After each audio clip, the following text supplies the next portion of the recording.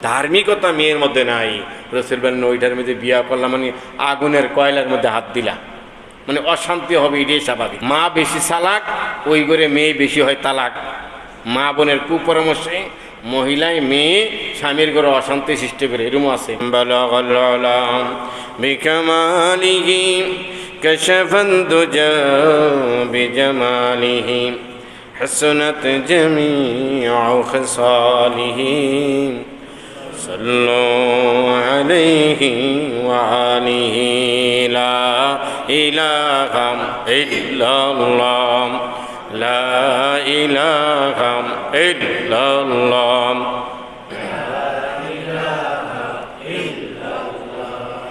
লা ইলাহা ইল্লাল্লাহ লা ইলাহা ইল্লাল্লাহ লা ইলাহা ইল্লাল্লাহ লা ইলাহা ইল্লাল্লাহ লা ইলাহা ইল্লাল্লাহ লা ইলাহা ইল্লাল্লাহ লা ইলাহা ইল্লাল্লাহ লা ইলাহা ইল্লাল্লাহ লা ইলাহা ইল্লাল্লাহ লা ইলাহা ইল্লাল্লাহ লা ইলাহা ইল্লাল্লাহ মুহাম্মাদুর রাসূলুল্লাহ সাল্লাল্লাহু আলাইহি ওয়াসাল্লাম। আলহামদুলিল্লাহ। সম্মানিত শ্রদ্ধেয়, সবার আগে প্রবেশকারী মুসল্লিবৃন্দ, মোবারকবাদ, অভিনন্দন জানাচ্ছি আপনাদেরকে। পাশাপাশি সকলে সমস্বরে শুকরিয়া আদায় করছি আল্লাহ পাকের দরবারে। সারা বাংলাদেশের বিভিন্ন অঞ্চলের পানিবাহী বন্যায় দুর্গত এলাকা, সব ধরনের অসুস্থতা, সব ধরনের নারাজকতা, সব থেকে আল্লাহ পাক আমাকে আপনাদেরকে ভালো রেখে স্বাচ্ছন্দ্যে সেজে গুজে গোসল করে নির্বিঘ্নে আনন্দ চিত্তে পৃথিবীর সর্বশ্রেষ্ঠ স্থানে বসে জিকির করার সুযোগ দান করেছেন। সেজন্য রব্বে কারিমের দরবারে কালিমাত শুকরের মেসেজ পাঠিয়ে দিচ্ছি, বলছি আলহামদুলিল্লাহ। বন্যায় দুর্গত প্রায় ৬-৭টি জেলা, বিশেষ করে ফেনী, কুমিল্লা, নোয়াখালী, হবিগঞ্জ আরও সহ সিলেটের বিভিন্ন অঞ্চল সহ তারা আজকের জুমার নামাজ কি অনেকে বুঝবেও না, মানে এত জায়গা আটকে আছে, ঘরের ভিতরে এত বেশি পানি, টিনের চাল পর্যন্ত পানি, কারো বিল্ডিংয়ের ছাদের উপরে গিয়ে আশ্রয় নিয়েছে, কোনো মসজিদের দোতলায় তিনতলা বা আশ্রয় কেন্দ্রে গিয়ে গেতাগিতি হয়ে খেয়ে না খেয়ে শুকনা খাবার যারা বিতরণ করছে তাদের মাধ্যমে কিছু পেয়ে নিশ্চয় সম্বলহীন বাড়ির গবাদি পশু যাহা সব বেশি গিয়েছে, অনেকের বাচ্চা মারা গিয়েছে, প্রেগনেন্ট মহিলা মারা গিয়েছে, হ্যাঁ, তারপরে বৃদ্ধ বাবা মা নিয়ে আছে, অসুস্থতা নিয়ে আছে। এই সব থেকে নারায়ণবাসী, ঢাকাবাসী আমাদেরকে আল্লাহ রাব্বুল আলামিন হেফাজত করে সুন্দর সুস্থ মস্তিষ্কে রেখেছেন। আবারও বলছি আলহামদুলিল্লাহ। অসুস্থতার নেয়ামত থেকে, এই বন্যায় দুর্গত এলাকার এই কষ্ট থেকে আল্লাহ পাক আমাদেরকে হেফাজত করে রেখেছেন। এক একটা বন্যায় কবলিত এলাকার ফ্যামিলির ডাটা বা লাইট শুনলে দেখা যায় কিছুই নেই, শুধু ঘরটা হয়তো দাঁড়িয়ে আছে, যেখান দিয়ে পানির স্রোত বেশি, এখানে টিনের ঘর এটা উড়িয়ে নিয়ে গেছে, ভেঙে গিয়েছে, এগুলো তার পাওয়ার কোনো সম্ভাবনাই নেই। আলহামদুলিল্লাহ। পাশাপাশি মোবারকবাদ জানাচ্ছি স্বেচ্ছাসেবী বিভিন্ন সংগঠন, বিভিন্ন মানুষ, মানবতার ফেরিওয়ালা, তারা অনেক সহযোগিতা করছেন, উদ্ধার কাজে করছেন, সেনাবাহিনীর উদ্ধার কাজ করছেন। হ্যাঁ, আমরা অনেকে অনলাইনে বুদ্ধি পরামর্শ দিচ্ছি, ইত্যাদি ইত্যাদি করেছি। আপনাদেরকেও মোবারকবাদ। আল্লাহ রাব্বুল আলামিন যাতে বাংলাদেশের বন্যার পরিস্থিতি থেকে অতি দ্রুত পানি কমিয়ে দিয়ে আবার স্বস্তি ফিরিয়ে দেয়, সবাই বলি আমিন। ভূমিকে এই কথাগুলো রাখলাম। হুজুরে পাক সাল্লাল্লাহু আলাইহি সাল্লাম যখন হেরা গুহা থেকে বাড়িতে আসলেন, এই প্রথম জিবরাইল আলাইহিস সালাম এসে বলছিলেন, ইকরা বিসমি রাব্বিকাল্লাযী খলাক, হে নবী আপনি পড়েন প্রভুর নামে যিনি আপনাকে সৃষ্টি করেছেন। নবীজি প্রথম জিবরাইলের সাথে দেখা।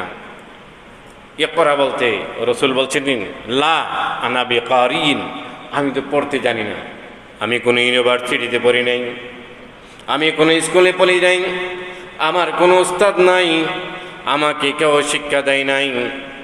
লা আনা বিকারিন, আমি তো পড়া জানি না, পড়তে জানি না। এমনিভাবে জিবরাইল আলাইহিস সালাম প্রথমবারের মতো নবীজি কি তিনার বক্ষ মোবারকে চাপা দিয়ে ধরলেন। ধরার পরে আবার বললেন, ইকরা, হে মুহাম্মদ আপনি পড়েন। নবীজি বললেন, লা আনা বিকারিন, মা আনা বিকারিন, আমি তো পড়তে জানি না। আবার জিবরাইল ধরলেন, ধরার পরে আবার বললেন, ইকরা, না আমি পড়তে জানি না। তৃতীয়বারের বেলা নবীজিকে যখন চাপা দিয়ে ধরেছেন, চাপা দিয়ে ছেড়ে দেওয়ার পরে নবীজি পড়া শুরু করে দিয়েছেন জিবরাইলের সাথে। সুবহানাল্লাহ। ভয়ে নবীজির গায়ে জ্বর উঠে গেছে, যে প্রথম জিবরাইল আসছে। এর জিবরাইল আলাইহিস সালাম বুখারী শরীফের কিতাবুল বাদউল ওয়াহী এই অধ্যায়ে এসেছে, জিবরাইল আলাইহিস সালাম নবীজির কাছে বেশিরভাগ সুরতে, বেশিরভাগ সময়ে দাহিয়াতুল কলবি নামক সাহাবীর সুরতে বেশিরভাগ আসতেন, আর অন্য সময় ঘণ্টা বাজিয়ে, বেল বাজিয়ে, আওয়াজ দিয়ে আসতেন। তো জিবরাইল আলাইহিস সালাম এই প্রথম নবীজির কাছে এসেছেন। এবার চাপা দেওয়ার পরেই নবীজির গায়ে জ্বর উঠে গেছে। বাড়িতে গেছেন, যাইয়া খাদিজা রাদিয়াল্লাহু তাআলা আনহাকে ডাক দিয়ে বলেন, জাম্মিলুনি জাম্মিলুনি জাম্মিলুনি, ও খাদিজা কম্বল দাও। এই পাতলা খেতা তো ছিল না, কাঁথা, কম্বল দাও। খাদিজা গায়ে জ্বর উঠে গেছে। কি ব্যাপার, আপনার গায়ে জ্বর উঠছে কেন? ও খাদিজা, আজকে তো হেরা গুহায় এভাবে নাম তিনার জিবরাইল এভাবে এসেছেন, আমাকে গায়ের মধ্যে জ্বরে চাপ দিয়েছেন।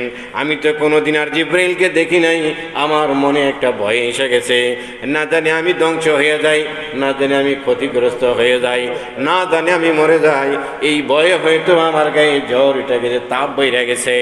জাম্মিলুনি, কম্বল দাও, কম্বল দিয়ে আমাকে ঝরাইয়া দাও। ওই সময় খাদিজা রাদিয়াল্লাহু তাআলা আনহা রাসূল পাক সাল্লাল্লাহু আলাইহি সাল্লামকে সান্ত্বনা দিয়ে 5টি কথা বলে দিয়েছিলেন। ইয়া রাসূলুল্লাহ, ওয়াল্লাহি ইন্নাকা লা তাসিলুর রাহিমা, আপনি কখনো ক্ষতিগ্রস্ত হবেন না, আপনি ধ্বংস হবেন না, কারণ 5টি গুণ আপনার মাঝে আমি খাদিজা বারংবারের মতো সবসময় দেখতেছি। এই 5টি গুণ থাকলে তো আপনি ক্ষতি হওয়ার কথা না, আপনি ধ্বংস হবেন না। 1 নাম্বার, ওয়া ইন্নাকা লা তাসিলুর রাহিমা, আপনি আত্মীয়তার বন্ধন ঠিক রাখেন, আত্মীয়তা কখনো কাটেন না। গত 2 দিন আগেও আমার মুসলি ডাকার এসে বলে, পুত্রবধূ বিয়ে করতে মাত্র 4 মাস হয়েছে, এইটারে নিয়ে খাবো না, এইটারে তালাক করানোর কোনো ব্যবস্থা আছে কিনা? নাউজুবিল্লাহ। স্বামী স্ত্রীর মধ্যে মিল মহাব্বতের জন্য তদবির, দোয়া, এই দোয়াটা পড়লে হয়ে যায়। ওয়াল হাবিবুল্লাযী তুরজা শাফাআতুহু লিকুল্লি হাউলিন মিনাল আহওয়ালি মুকতাহিমিন। এই দোয়া পড়ে যদি কোনো স্বামী তার স্ত্রীর মাথার মধ্যে ফু দেয়, অথবা মিষ্টি দ্রব্য চিনি মিষ্টির মধ্যে ফু দিয়ে, অথবা পানির মধ্যে ফু দিয়ে বিবিরে খাওয়াই দেয়, গায়ে মাথায় ছিটে দেয়, আল্লাহ রসুলের ফজল ও করমে ওই স্ত্রী স্বামীর মিল মহব্বত বেড়ে যাবে। দোয়াটা এটা, ওয়াল হাবিবুল্লাযী তুরজা শাফাআতুহু লিকুল্লি হাউলিন মিনাল আহওয়ালি মুকতাহিমিন, এই দোয়াটা। আর স্বামী স্ত্রীর মধ্যে ফাটল সৃষ্টি করা, এটা কবিরা গুনাহ, কুফরি। আমাকে বলল, পুলিশে চাকরি করে রিটায়ার হয়েছে, বলল ছেলে প্রেম করে বিয়ে করেছে, আমরা রাজি ছিলাম না, যাই হোক বিয়ে করেছে, এখন ছেলের বউ নিয়ে খাবো না, এটারে ছাড়ান যায়নি। আমি বললাম এটা আমার দ্বারা হবে না, এগুলো কুফরি কাজ, এটা হিন্দু ঋষি জ্যোতিষী গণক লাল সালুওয়ালা জটওয়ালা ওরা এগুলা করে, এগুলো আমরা করি না। স্বামী স্ত্রীর মধ্যে মিল মহব্বতের জন্য এটা করা যায়, বৈধ, এই জাতীয় তদবির করতে পারি, করি। কিন্তু স্বামী স্ত্রীর মধ্যে বিচ্ছেদ ঘটানোর মারাত্মক অন্যায়, বিয়ে করার আগে কি ছিলেন না? কই না করছি ছেলেকে। আমি বললাম ছেলেকে না করছেন, ছেলেকে আপনি কন্ট্রোল করতে পারেন? ছেলে কিভাবে আপনার ঘরে খেয়ে আপনার টাকা পেয়ে আপনার টাকার কোচিং করে কিভাবে প্রেম করলো? দীর্ঘ 5 বছর শুনেছি তাদের কারগুজারি, 5 বছর পর্যন্ত প্রেম করেছে, এরপরে বিয়ে করছে।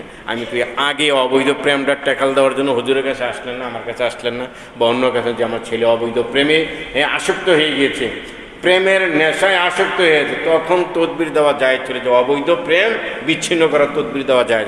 এখন তো বিয়ে করাইছেন, কাজী দিয়ে বিয়ে পড়াইছেন, কোনো হুজুর দিয়ে বিয়ে পড়াইছেন, হ্যাঁ বিয়ে পড়াইছেন, এখন এটাকে ছিন্ন করবেন কেন? এখন বৌমা কিভাবে মিলেমিশে খাবে, স্বামী স্ত্রীর মিল মহব্বত বাড়বে, হ্যাঁ, তারপরে সে কিভাবে গোছালো হবে, এগুলো নিয়ে বুঝাইতে পারেন, তারপরে তাকে হেদায়েতের জন্য দোয়া করতে পারেন। এই ভালোবাসা স্বামী স্ত্রী মিল মহব্বত হওয়ার জন্য তদবির করতেন, ছাড়ানোর জন্য তদবির করা যায় ধরে। তো বলার যেই ভাষাটা, যেই জায়গাটা ছিল, প্রাণের ভাইয়েরা আমার, বন্ধুরা আমার, ওয়া ইন্নাকা লা তাসিলার রহিমা, খাদিজা রাদিয়াল্লাহু তাআলা আনহা বলেন, নবী গো আপনি ভয় পেয়েন না, আপনার গায়ে জ্বর উঠছে, আমি কম্বল দিয়ে দিলাম, তবে আপনি ধ্বংস হবেন না, ক্ষতিগ্রস্ত হবেন না, কারণ আপনার মাঝে আমি এই গুণগুলা বিদ্যমান সব সময় দেখতেছি। কি গুণ? 1 নম্বর, আপনি আত্মীয়তার বন্ধন কখনো ছিন্ন করেন না। নবীজি বলছেন ওই লোক জান্নাতে প্রবেশ করবে না যারা আত্মীয়তা ছিন্ন করে, আত্মীয়তার বন্ধন কেটে ফেলে, আত্মীয়তা ছেড়ে দেয়, অযথা শরীয়তের কোনো খেলাপ কাজ ছাড়া। তা আপনি তো আত্মীয়তার সাথে বন্ধন রাখেন। আমরা আত্মীয় ভাই বোন যারা আছে তাদের সাথে মিলেমিশে থাকার চেষ্টা করি, নিজে ছাড় দেই, হ্যাঁ, নিজে দুই একটা কটুবাক্য ভাইয়ের বোনের চাচার এগুলা শুনি, তারপরে আত্মীয়তা বন্ধন রাখি। আত্মীয়তা কাটা কখনো করবো না, আত্মীয়তা ছিন্ন কখনো করবো না। ওয়া ইন্নাকা লা তাসিলার রহিমা ওয়া তাকরিবুজ যায়ীফ, আপনি তো মেহমানদারি ভালো করেন। আপনার দস্তরখানি তো ইহুদিও ইয়া খায়, আপনার দস্তরখানি নবী গো অমুসলিমরা ইয়া খানা খায়, আপনি একবার লঙ্গর খানার মতো খাওয়ান, মানে মেহমানদারি আপনি ভালো করেন। যারা নাকি মেহমানদারি করে, পরোপকার করে, তারা ক্ষতিগ্রস্ত, ধ্বংস হবে না। ইয়া রাসূলুল্লাহ, রসুলকে সান্ত্বনা দিচ্ছেন খাদিজা রাদিয়াল্লাহু তাআলা আনহা। খাদিজা রাদিয়াল্লাহু তাআলা আনহা এমন এক মহিষী মহিলা ছিলেন, রসুলের সুখে দুঃখে অনেক সান্ত্বনা, রসুলের অভাবের দিন অর্থনৈতিক সহযোগিতা। রসুল সাল্লাল্লাহু আলাইহি সাল্লামকে নিজের বিশাল ব্যবসায়ের প্রধান পরিচালক হিসাবে নিয়োগ দিয়েছেন। এরপরে রসুল সাল্লাল্লাহু আলাইহি সাল্লামকে সেই হেরা গুহায়, যেখানে হাজী সাহেবরা গিয়া দেখার জন্য যাইতে আইতে হাঁপাইয়া যায়, ওখানে একজন মহিলা মানুষ খানা নিয়ে, রুটি নিয়ে, পানি নিয়ে, খেজুর নিয়ে দিয়ে আসতেন। রসুল সাল্লাল্লাহু আলাইহি সাল্লাম যখন 40 দিন হেরা গুহায় ছিলেন ধ্যানমগ্ন, ইয়া রাসূলুল্লাহ আপনি ধ্বংস হবেন না, ক্ষতিগ্রস্ত হবেন না, সান্ত্বনা দিতেছে। দেখবেন কোনো রোগ যদি, রুগীর কাছে যদি ভালো ডাক্তার, কোনো সিনিয়র ম্যান যদি দেয়া মাথার মধ্যে হাত বুলে বলেন, কাকা অসুস্থ হয়েছেন, চিকিৎসা আছে, নার্ভাস ফেল হইয়েন না, মন ঘাবড়াইয়েন না, আপনাকে অতি দ্রুত শেফাখানায় ডাক্তারের কাছে নিচ্ছি, কবিরাজের কাছে নিচ্ছি, এটা ছোট রোগ, ইনশাল্লাহ ভালো হয়ে যাবে। এভাবে যদি সান্ত্বনা দেয়, অনেক সময় রোগ অর্ধেক এমনি মন মানসিকতা ভালো হয়ে যায়। আর রোগীর যদি একলা ফালাই রাখেন কোনো জায়গায়, মন মানসিকতা তার একবারে খারাপ হয়ে মন মানসিকতা নষ্ট হয়ে গেলে রোগ আরও বৃদ্ধি পায়। আর যদি কিছু সিনিয়রিটি, কিন্তু অভিজ্ঞ, তিনার কাছে যেই লোকটায় খুব সিনিয়রিটিভ লোক, এমন লোকগুলি গিয়া যদি একটু সান্ত্বনা দেয়, বুঝায়, এমনি শরীরটা পাতলা লাগে। খাদিজা রাদিয়াল্লাহু তাআলা আনহা নবীকে বুঝাইতেছে, ইয়া রাসূলুল্লাহ ওয়া তাকরিমুজ যায়ীফ, আপনি তো মেহমানদারি ভালো করেন, আপনি ক্ষতিগ্রস্ত হবেন না, মানুষের মঙ্গল কামনা করেন। ওয়া তাহমিলুল কাল্লাম, আপনি তো কোনো সময় মানুষের ক্ষতি কামনা করেন না, আপনি মানুষের ভালো কামনা করেন। আপনি কোনো দিন মানুষের আই ঠেলেন নাই, মাফে কম দেন নাই, কটু বাক্য বলে কোনো মুসলমানের মনে কষ্ট দেন নাই। আপনি তো সবসময় একরামুল মুসলিমিনের উপরে চলছেন, মানুষকে সহযোগিতা সাধ্য অনুযায়ী করছেন, সুতরাং আপনি ধ্বংস হবেন না।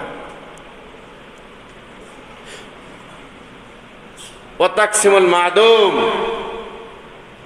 আপনি থেকে কোনো মানুষ চাইয়া মাহরুম হয়েছে এমনও নাই, চাইছে আপনি দিছেন। খাইতে পারি না দুপুরবেলায়, আপনি খেজুর দিছেন, দুধ দিছেন, পানি দিছেন, যা পারছেন তাই দিছেন। পঞ্চম নম্বরে ওয়াতুইনু আলা নাওয়াইবিল হাক্কি, যার যার হক তার কাছে আপনি পৌঁছে দিয়েছেন। পঞ্চম পয়েন্টে কথা বলবো, ওয়াতুইনু আলা নাওয়াইবিল হাক্কি, যার যেটা হক ওইটা আপনি পালন করেছেন ইয়া রাসূলুল্লাহ। জাম্মিলুনু বলছেন আমি কম্বল দিছি, আপনি ক্ষতিগ্রস্ত হবেন না, ধ্বংস হবেন না, শান্ত হন। মাথার মধ্যে গায়ের মধ্যে খাদিজা রাদিয়াল্লাহু তাআলা আনহা নবীজিকে হাত বুলাইয়া বুলাইয়া দিয়া সান্ত্বনা দিতেছেন, সান্ত্বনার বাণী বলতেছেন, আর নবীজিরে বুঝাইতেছেন। নবীজির মনটা হালকা হচ্ছে। ঠিক আছে খাদিজায়, আমার দুঃখে সুখে আমার পাশে ছিলাও, আমাকে বুঝানোর দায়িত্ব খাদিজায় নিয়েছে। সুবহানাল্লাহ। এই জন্য বিয়ে শাদী করার সময় রসুল বলছেন 4টা জিনিস দেখে স্বাভাবিক মানুষ বিয়ে করে। তুনকাহুল মারআতু আরবাইন, ওয়ালি মালিহা, ওয়ালি জামালিহা, ওয়ালি হাসাবিহা, ওয়ালি দীনিহা, ফাজফার বিযাতিদ দ্বীন। মানুষ স্বাভাবিক বিয়ে করে ধন সম্পদ দেখে বিয়ে করতেছি, ওদের বাড়িঘর ঠাটফাট ভালো কিনা, শালা সম্বন্ধে দুই একটা জার্মান, জাপান, ইটালি থাকে কিনা, বা বড় ব্যবসায়ী কিনা, শ্বশুর এলাকায় দাবড়শীল কিনা, বড় লোক সেই বিয়ে করে। দ্বিতীয় নম্বর ওয়া মালিহা, সম্পদ বেশি আছে কিনা, একাধিক দোকান, একাধিক বাড়ি, একাধিক ফ্ল্যাট আছে কিনা, আমার বউ যারে বিয়ে করবো বাগে দুই একটা পামো কিনা, এই একাধিক দোকান আছে কিনা, ব্যবসায়ী প্রতিষ্ঠান আছে কিনা, এগুলা দেখি। বলি হাসাবিহা, বংশদেহী, বাড়ি কি কোনো চৌধুরী ফাডান, 12 ভূঁইয়ার কোনো ভূঁইয়া কিনা, এরম বাড়ি কিনা, এটা দেখে। রসুল বলেন ওয়াল দীন ইহা, ধার্মিকতা দেখে।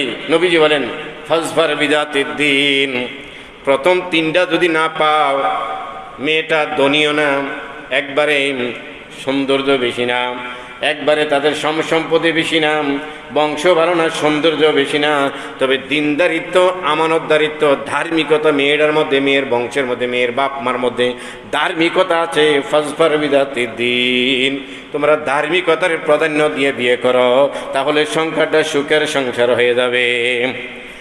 খাদিজা রাদিয়াল্লাহু তাআলা আনহাকে নবীজি বিয়ে করছেন ধার্মিকতা দেখা, ধার্মিক ছিল।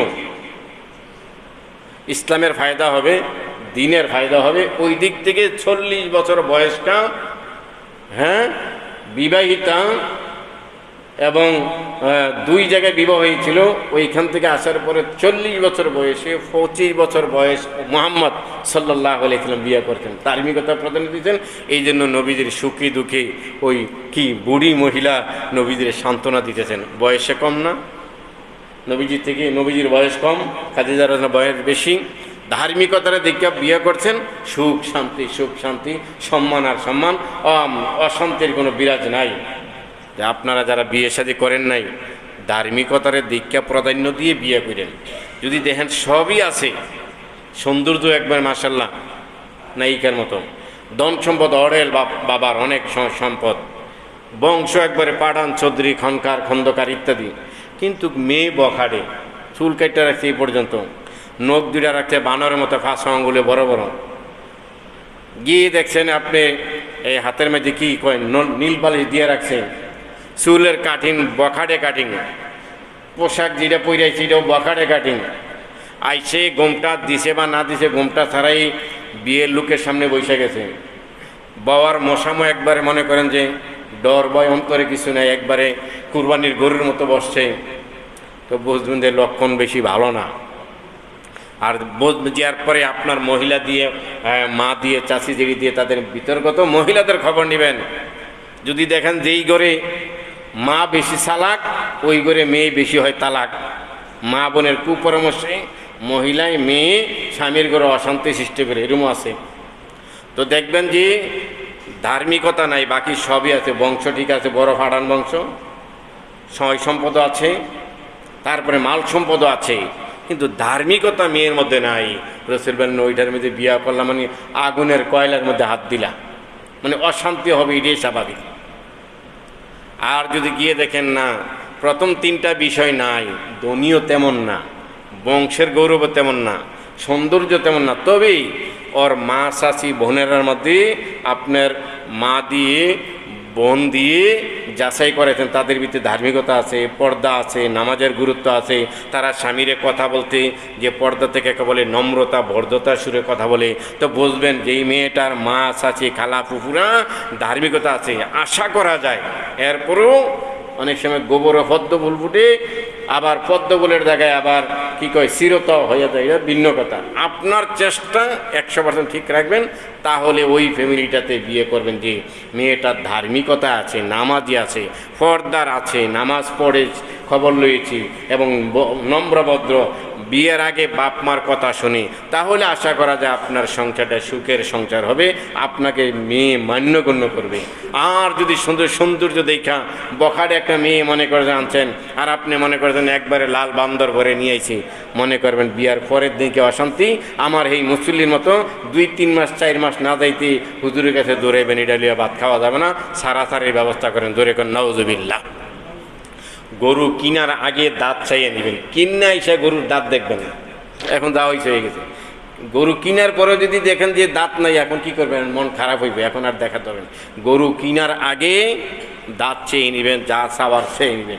বিয়ে শাদী করার আগে এরকম একটু বেছে গুছে, কালো হোক মিডিয়াম হোক, একটু ধার্মিকতা বেশি থাকলে, অর্থনৈতিক দুর্বল থাকলে ওটা বিয়ে করতে পারেন। আবার একবারে গরিব বিয়ে করলে যে ভালো হয়ে যায় বিষয়টা আবার এমনও না।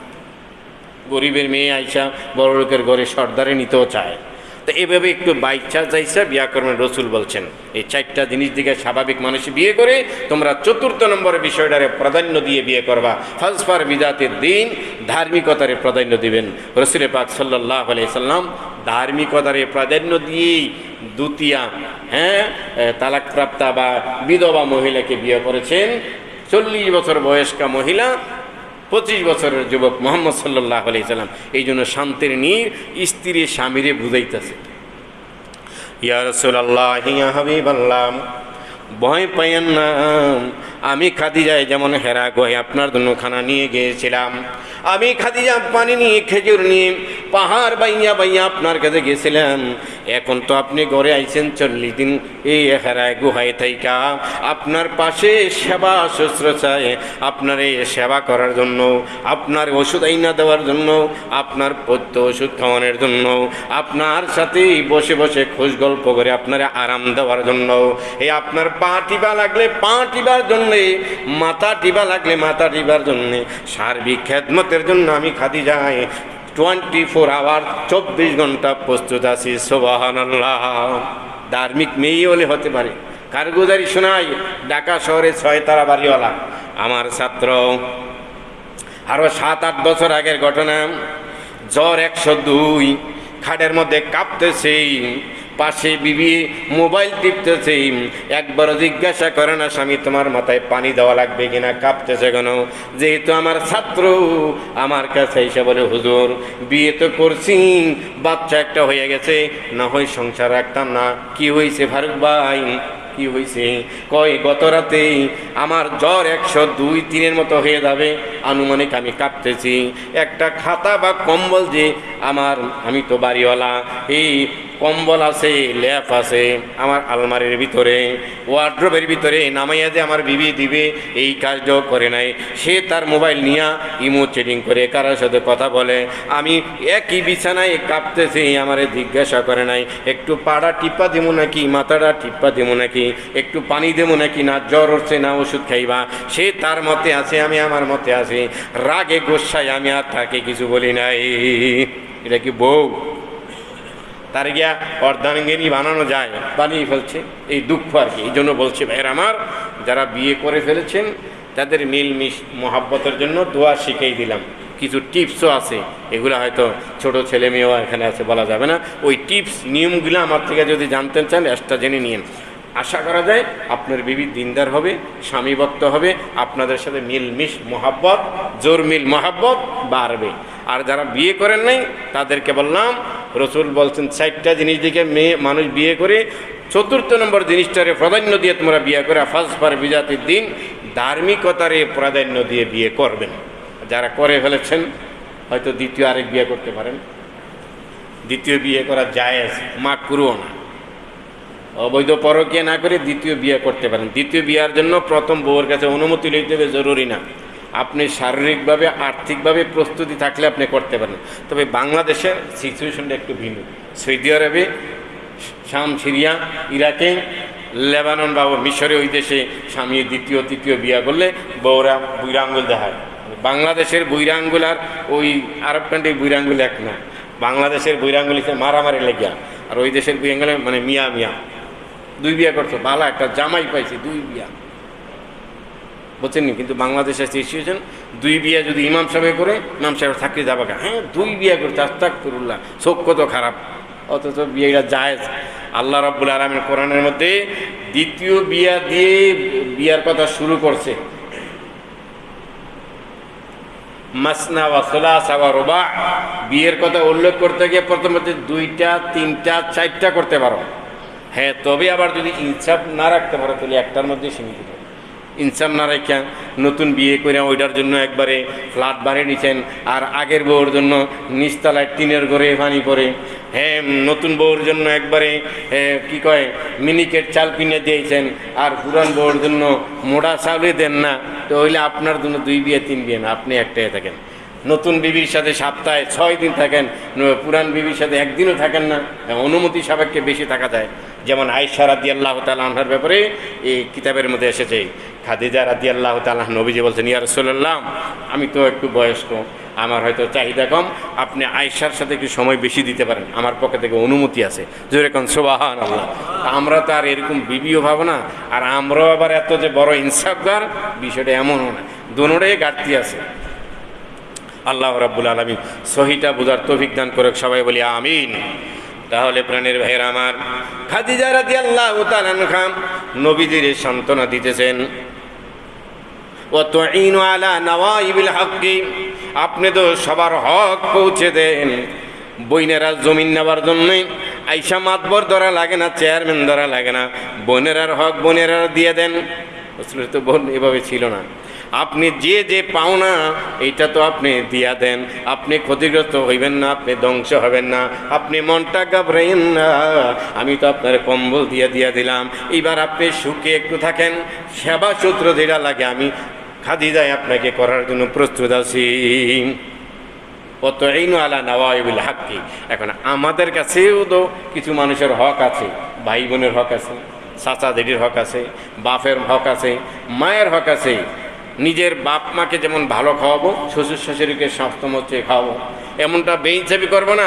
নিজের বাপ মারে মাসে একবার খানা দেই না বা খাওয়াই না, অন্য বাইরে এনে খায়, আর শ্বশুর শাশুড়ি আইলে একবারে ইলিশ মাছ, ওরা বড় বড় চিংড়ি মাছ ইত্যাদি খাওয়াই একবার হয়রান করে লাই, আম্মা আব্বা কইতে কইতে মুখ ফেনা উড়াইলাই, আর নিজের বাপরে মারে মাসে একবারও খাওয়াই না করে অন্য বাইরে এনে খায়।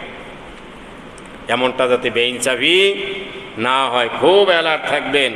তো যার যার হক পৌঁছে দেবেন। হকুল মুসলিমি আলাল মুসলিমি খামসুন, একজন মুসলমান অপর মুসলমানের উপর 5টা হক, রদ্দুস সালাম ওয়া ইয়াদাতিল মারিদ ওয়া ইত্তিবাইল জানায়েজ ওয়া তাসমিতুল আতিশ